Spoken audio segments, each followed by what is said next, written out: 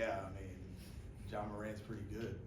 He started going under his pick and rolls, and he was 5 for 6 from three.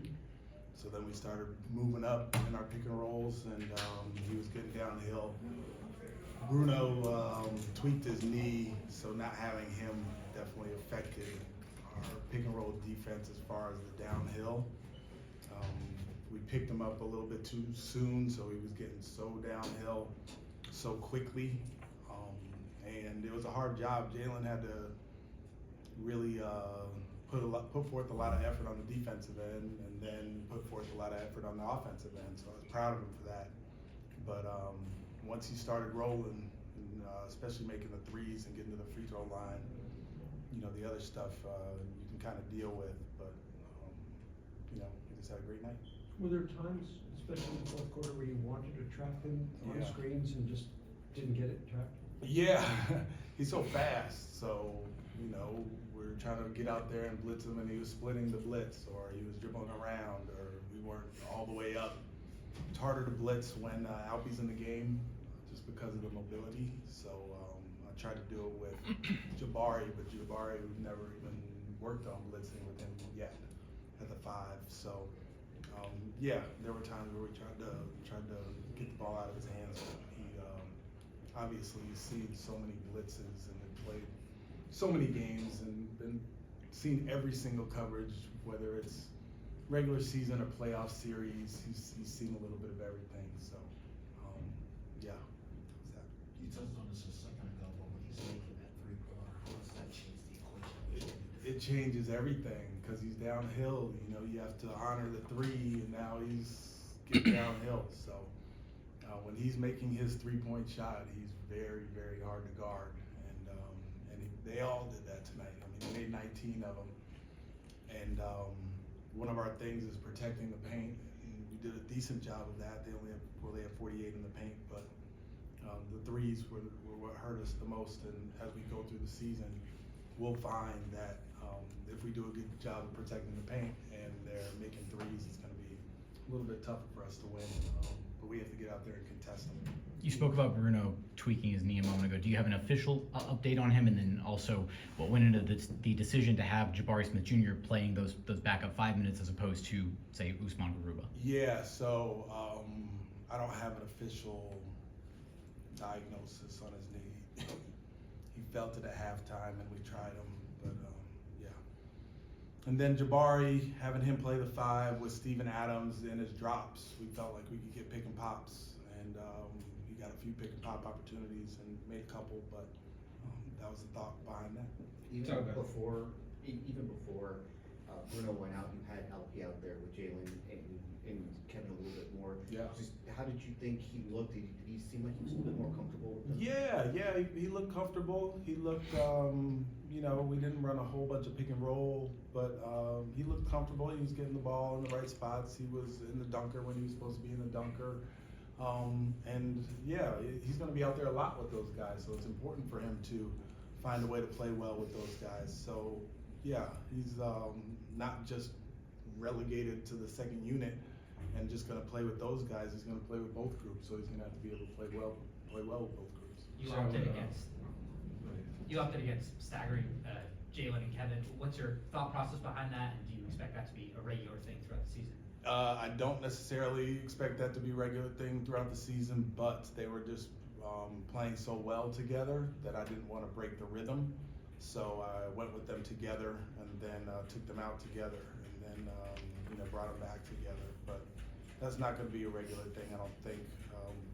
When Tate comes back and things move around a little bit, I'll be able to stagger them a little bit more so we can have a little bit more firepower.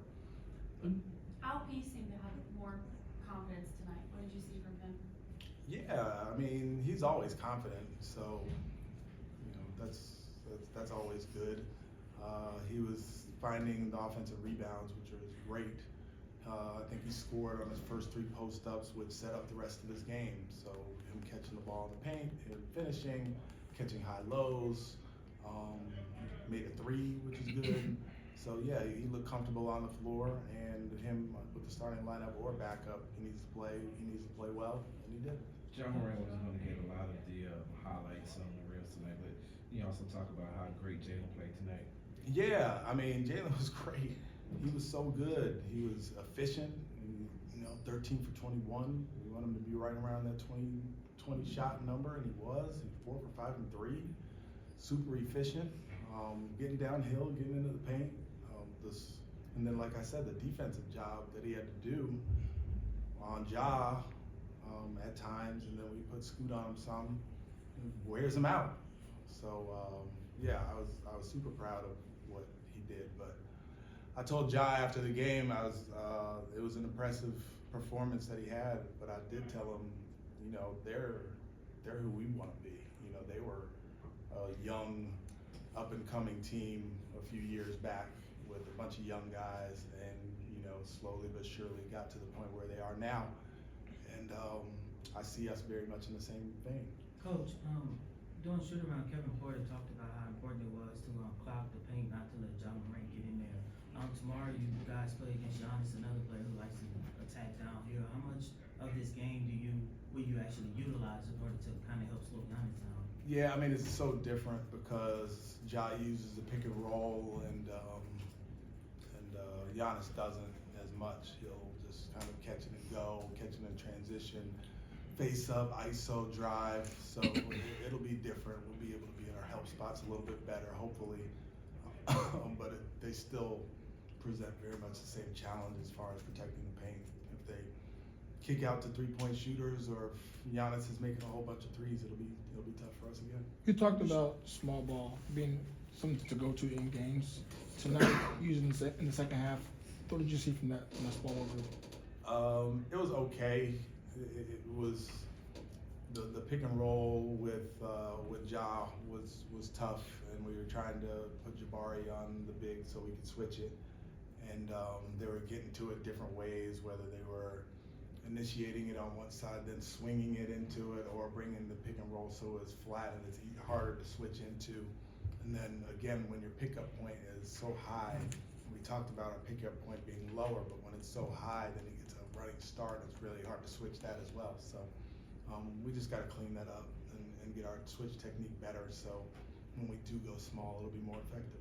Grizzlies had Been switching more? Would you been doing those similar switches? Had Bruno been playing throughout the second half? Probably not. We probably would have blitzed more because he has the ability to get out there and trap and rotate back and that kind of thing. He's more comfortable doing that.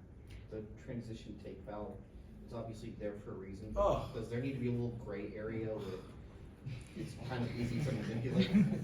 I mean, yes.